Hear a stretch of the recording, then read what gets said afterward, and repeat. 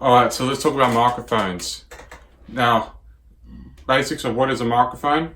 A microphone basically picks up acoustic energy, which as we talked about is vibrations in the air, and it gets picked up by a transducer, which is inside the microphone. And what this transducer does is that when the pressure hits the magnet inside the transducer, there's a coil of wire and the magnet will wobble, and what that's called is called electromagnetic induction. And what that would do is it would transfer the acoustic energy into electrical energy, and that would pass down through the microphone into the cable and go into your preamp. So if you want to know exactly what a microphone is doing, it's converting acoustic energy into electrical energy, and that's picking up any sound.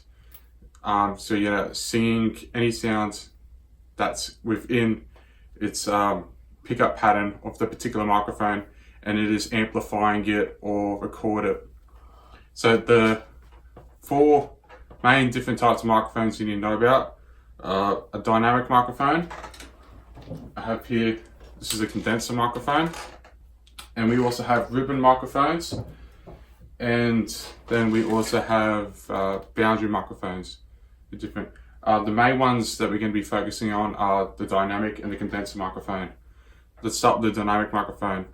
The dynamic microphone is great for picking up really loud sound sources, or in audio we call them SPL levels, and sound pressure levels.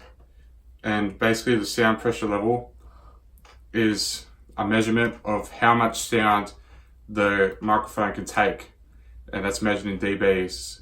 So a dynamic microphone, as this one is a Shure SM57, can take up to 150 to 160 dB SPL, whereas a condenser might only be able to take 120 dB. So on stage, the levels on a set are well over 110 dB SPL. So a microphone like this won't distort compared to a condenser microphone. And when the microphones distort, they don't sound good at all. They really start to choke in themselves, and we don't want that. We want a microphone that's got a good healthy level and sounds clean and clear. Another great thing about dynamic microphones is that they're very sturdy, they're very rugged. You can drop them and they can still plug in, they work. So another thing we'll talk about is the pickup pattern.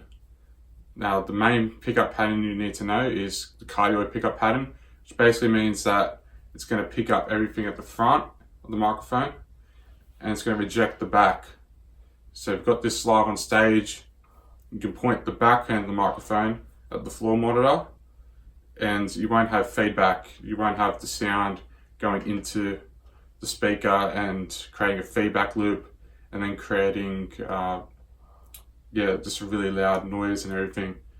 So that's great. The other polar patterns you might know is omnidirectional, which means that the sound is not only going to pick up the front, but it's going to pick up the back, and it's going to pick up everywhere. So basically it's going to pick up everything in the whole room around stage. So it doesn't matter if you're here, it doesn't matter if you're there, the sound's going to sound the same. The other one is a bidirectional, also known as figure 8, whereas the sound's going to pick up the front, the back, but it's going to reject the sides. So those are your main polar patterns. So other characteristics of microphone we will talk about is our frequency response. So here I've got my condenser microphone. These microphones are great for picking up a full range frequency response. Like this is a Rode NT1A, and the frequency response is going to be whether it's going to pick up more low end or high end on a scale graph. The frequency range is how much of the frequencies we pick up. So from 20 hertz to 20 kilohertz, that's the human hearing. While different microphones' frequency range might only be 50 hertz to 16 kilohertz. So that's your range, and your response might be you've got less frequencies at 100 hertz while it sounds louder and brighter at say 10 kilohertz. So the tone of the microphone is your frequency response, or your frequency range is how, like, the distance between the lowest it could pick up and the highest it could pick up. So those are other things to consider when you choose a microphone. And other great things to know is that not every microphone you use is going to be right for the application. You'll find in this course we're going to go through, especially on vocals, different microphones, because different microphones have different frequency responses and every sound source sounds different. Every vocalist might sound a bit too boomy in one microphone, or maybe they want a microphone that sounds a bit bright on their voice. So condenser microphones are great for giving you a high-end, more detailed sound. As I said before, they have a full frequency range, and they're great for picking up vocals or sibilants. They give you a more studio sound. They're great on quiet sources, say things like drum overheads, vocals, piano. Whereas your dynamic microphone is great on loud sound sources, say recording a guitar amp or close mic and a snare drum, something. So these two microphones, not one is better, but they're just good for different applications, and that's what you'll learn throughout this course.